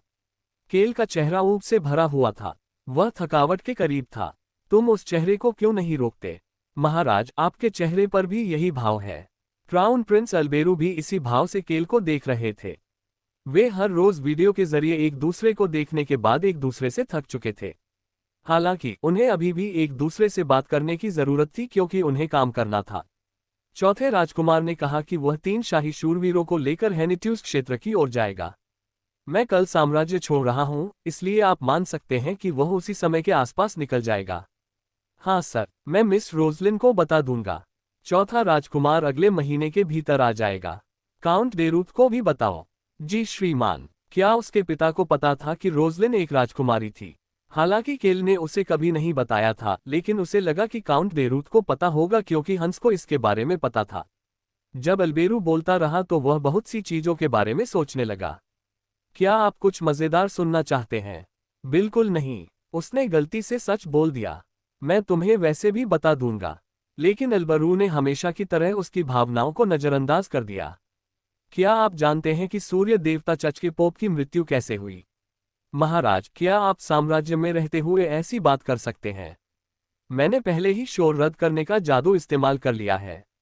क्या आप भूल गए कि मैं कौन हूँ? आप कौन हैं? आपके पास बहुत सारे जादूगर हैं। मुझे यकीन है कि आपके पास बहुत सारे जादुई उपकरण भी होंगे। केल ने इस तथ्य को स्वीकार कर लिया और अल्बेरू की ओर सिर हिलाया, जिसने बोलना जारी रखा। जब सम्राट ने उत्सव की शुरुआत की घोषणा की तो पोप ने उद्घाटन भाषण दिया क्योंकि यह उत्सव सूर्य देवता से संबंधित था। इसका स्थान शाही राजधानी के सूर्य देवता मंदिर के सामने था। इस घटना के बारे में सोचते हुए अल्बेरू के चेहरे पर एक कड़वी मुस्कान आ गई। पोप एक ऐसे मंच पर बैठे थे जो सम्राट से नीचे था, लेकिन शाही राजकुमार से ऊंचा था, जो सम्राट के बगल में बैठा था। पोप को सम्मान देने के लिए इसे इस तरह बनाया गया था। यह ऐसी बात नहीं थी जिस पर कड़वी मुस्कान आए। यह एक अलग मुद्दा था। वह मंच उड़ गया। क्या मंदिर और मंच सब उड़ गए? केल को अचानक हेस द्वीप 5 का ख्याल आया। विस्फोट! तुम बहुत तेज हो। हाँ, एक विस्फोट। पागल! केल ने लगभग जोर से यह बात कह दी। उसी समय वह उलझन में था। उसने सोचा कि शाही राजकुमार ने ऐसा किया होगा, लेकिन शाही राजकुमार इतना स्पष्ट काम नहीं करेगा। इसके अलावा क्या अल्बरू ने पहले ही नहीं कहा था कि पवित्र जुड़वां अपराधी थे? ये वैसा ही था जैसा हमारे साथ हुआ था। हम शब्द सुनते ही केल के चेहरे पर भाव बदल गए। अल्बेरू का इशारा सिर्फ राजधानी के प्लाजा आतंकी घटना की ओर था। पवित्र जुड़वां और काले कपड़े पहने हुए व्यक्ति, साथ ही जादुई बम जो हमारी राजधानी में मौजूद बमों की ताकत के समान थे। क्या अब आपको इसका एहसास हो रहा है? केल चुपचाप बैठा रहा और चेहरे पर अकड़न थी। अल्बेरू बोलता रहा, जैसे उससे समझ आ गया हो कि केल क्या सोच रहा है। मैं एक जादूगर की ढाल की बदौलत बच गया, लेकिन सामने खड़े विश्वासियों का नरसंहार किया गया। सिर्फ पोप ही नहीं मारा गया। मैं निश्चित रूप से उस संगठन को खोजकर नष्ट कर दूंगा जिसने ये किया। इसका मतलब था कि वे हमारे राज्य में भी ऐसा ही करने की योजना बना रहे थे। अल्बरू अभी भी उस जादूगर के बारे में नहीं भूला था। इस बार यह एक अलग जादूगर था, लेकिन मैं निश्चित रूप से उस जादूगर को ढूंढूंगा और उसे सजा दूंगा। महाराज, हाँ, वह जादूगर अब इस दुनिया में नहीं है। क्या वह मर चुका है? केल ने अल्बरू की नजरों से बचने की कोशिश की। योजक चिन्ह ... क्या तुमने उसे मार डाला? मैंने ऐसा नहीं किया। ये सच था। हालांकि चोई हान ने रेडिका के दोनों हाथ काट दिए और उसे अंधा कर दिया, लेकिन वह उसे मारने वाला नहीं था। उस पागल तलवारबाज ने ही रेडिका को मारा था। हाँ, केल को एल्ब्रू की गहरी आहें सुनाई दे रही थीं, लेकिन उसने इसकी परवाह नहीं की। उसके पास चिंता करने के लिए बहुत कुछ था, भले ही वह इसके बिना ही क्यों न हो। सूर्य देव जुड़वां और जादुई बमों के बारे में कुछ गड़बड़ है। हालांकि उसके पास पता लगाने का कोई तरीका नहीं था। यह एक नई घटना थी, इसलिए उसके पास इसके बारे में कुछ भी जानने का कोई तरीका नहीं था। वह रॉन या किसी और को इसके बारे में पता लगाने के लिए नहीं भेज सकता था। सबसे महत्वपूर्ण बात यह है कि केल को उम्मीद थी कि उसे इसमें नहीं घसीटा जाएगा। योजक चिन्ह ... भविष्य में ऐसी चीजों के बारे में मुझे अवश्य बताएं। करूंगा। केल को इस तरह सहजता से जवाब देने में कोई परेशानी नहीं हुई। अल्ब्रू को सिरदर्द होने लगा। वह बोलते हुए आहें भरता रहा। जब चौथा राजकुमार आए तो मुझसे संपर्क करना। चौथा राजकुमार शांत और सम्मानजनक लग रहा था। मुझे यकीन है कि आप दोनों एक दूसरे को पसंद करेंगे। लेकिन उसने तो कहा था कि वह एक बहुत ही बदचलन और शिकायती इंसान है। केल ने रोसेलिन के शब्दों के बारे में सोचा और अपना सिर हिलाया। दोनों ने जल्द ही अपनी बातचीत समाप्त कर ली। केल ने अपने वीडियो संचार उपकरण को अपने जादुई बैग में रख लिया, क्योंकि उन्हें कुछ समय के लिए चैट करने की आवश्यकता नहीं थी। अगले दिन केल एक मंच पर बैठा हुआ नीचे की ओर देख रहा था। नीचे एक बड़ा क्षेत्र था जहां दर्शक एक घेरे में बैठे थे। केल, जो सबसे ऊंचे मंच पर बैठा था, ने अपने हाथ में रखा कागज खोला। क्या प्रतियोगिता अब शुरू हो रही है? केल ने राउंड के सवाल पर सिर हिलाया। आज से हर दिन एक अलग प्रतियोगिता होगी। मानव, क्या हम बाद में रात के बाजार भी जाएंगे? केल ने आज सुबह राउंड को पैसे के बारे में सिखाया था। क्या आप मेरे लिए वह सब कुछ खरीदेंगे जो मैं खरीदना चाहता हूं? केल ने सिर हिलाया। रात के बाजार से राउंड की चीजें खरीदना महंगा नहीं होगा। केल ने राउंड की हंसी सुनी और नीचे देखा। बिल्ली के बच्चे ऑन और हॉर्न के गले में एक हार था जिस पर एक थैली थी। यह थैली उनके भत्ते से भरी हुई थी। मैरी, जो अपना काला लबादा पहने हुए थी, के पास भी एक काली थैली थी। उसका भत्ता इस थैली में था। मैं कभी कभी सचमुच बहुत उदार व्यक्ति हो जाता हूँ। तुम सही हो, तुम बहुत अच्छे इंसान हो, इंसान। केल ने कुछ ऐसा कहा जिससे रोजलिन फिर से चौंक गई। उसने अपना हाथ चोई हान और रॉन की तरफ बढ़ाया। उसके हाथ में एक कागज का टुकड़ा था। तो, ये 3 लोग हैं। एक रसोइया, एक कलाकार और एक मूर्तिकार। चोई हान ने क्रम से समझाना शुरू किया। एक पूर्व शूरवीर, एक तीरंदाज और एक हत्यारा। हे भगवान! केल को इस पर विश्वास नहीं हुआ।